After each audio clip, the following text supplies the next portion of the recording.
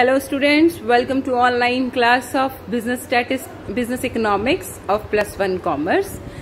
हमारा आज का लास्ट टॉपिक है फर्स्ट चैप्टर का, वो है लिमिटेशंस ऑफ स्टैटिस्टिक्स। स्टैटिस्टिक्स की कुछ कमियां हैं, उनको ध्यान में रखना बहुत जरूरी है, क्योंकि अगर हम इन कमियों को ध्यान में रख के अपना काम नहीं करेंगे तो हमारे जो रिजल्ट्स हैं वो ट्रस्टवर्दी नहीं रहेंगे।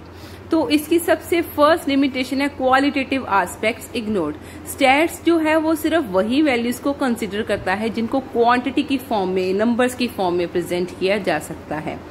जो चीजें क्वालिटी की फॉर्म में होती हैं वो उनको स्टैट्स कंसीडर नहीं करता। जैसे कि अगर हम बात करें कोई रिच है, कोई इंटेलिजेंट है, तो ये चीजों के स्टैट्स में कोई मायने नहीं है। ये क्वालिटेटिव एस्पेक्ट को पूरी तरह इग्नोर करता है। सेकेंड कमी है इसकी, does not deal with individual items. हमने पढ़ा था on the very first day statistics का मतलब होता है aggregate of facts. Aggregate of facts मतलब नंबर ऑफ फैक्ट्स, जिसमें बहुत सारी वैल्यू। तो जहां पे भी इंडिविजुअल वैल्यू होगी, एक अकेली वैल्यू होगी, तो वो स्टैट्स नहीं हो सकती। उसके लिए हमें चाहिए number of values, aggregate of facts, जो एक दूसरे के साथ कनेक्टेड हो। हाँ जी स्टूडेंट्स, नेक्स्ट लिमिटेशन है स्टैट्स की, it does not depict entire story of phenomena. ये पॉइंट हमने फीचर्स में डिस्कस किया था कि जो भी डाटा हमें स्टैट्स की तरफ से प्रोवाइड किया जाता है वो हमें हमेशा सही कंक्लूजन पे ही पहुंचाए, ये जरूरी नहीं है। उसका रीजन क्या है कि वो हमें पूरी स्टोरी नहीं बताता। जैसे कि अब हम एक पर्सन की बात करें कि उसकी डेवलपमेंट डिपेंड करती है कि उसके पेरेंट्स कैसे हैं, उसकी इकोनॉमिक मतलब आर्थिक स्थिति, फाइनेंशियली वो कैसा है, उसने एजुकेशन कहाँ से ली है, उसका कल्चर कैसा है, वो किस एरिया को बिलोंग करता है, इन चीजों पे डिपेंड करेगा। सम टाइम कुछ लोग करना बहुत कुछ चाहते हैं लेकिन अपनी फाइनेंशियल पोजीशन की वजह से नहीं कर पाते, लेकिन स्टैट्स हमें ये थोड़ी बताएगा कि ये जो डाटा है ये इस वजह से है क्योंकि उसकी फाइनेंशियल कंडीशन अच्छी नहीं थी। तो इस तरह से हम कई बार किसी पर्सन को अंडर एस्टिमेट भी कर सकते हैं।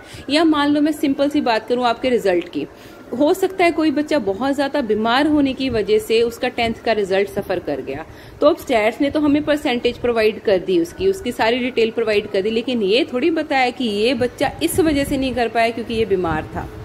तो इस वजह से हो सकता है कि वो जिस फील्ड में जाना चाहता हो उसको वो परमिशन ना मिले, क्योंकि हमें जो डाटा है वो यही इन्फॉर्मेशन प्रोवाइड कर रहा है कि ये बच्चा इस फील्ड के लिए शायद कैपेबल नहीं है। Next point is it is liable to be misused.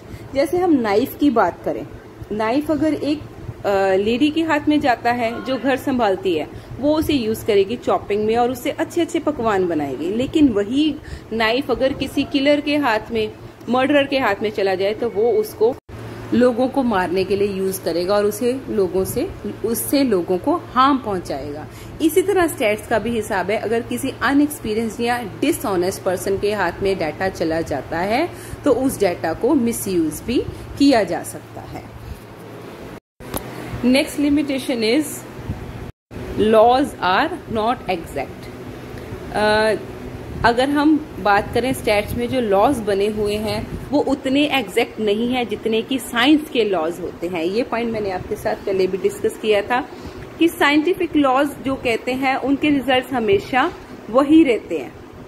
Science का कोई भी एक्सपेरिमेंट कभी भी करके देख लिया जाए, उसके रिजल्ट्स हमेशा सेम रहेंगे, लेकिन स्टैट्स के जो लॉज बने हुए हैं वो उतने एग्जैक्ट नहीं है जितने की साइंस के लॉज होते हैं।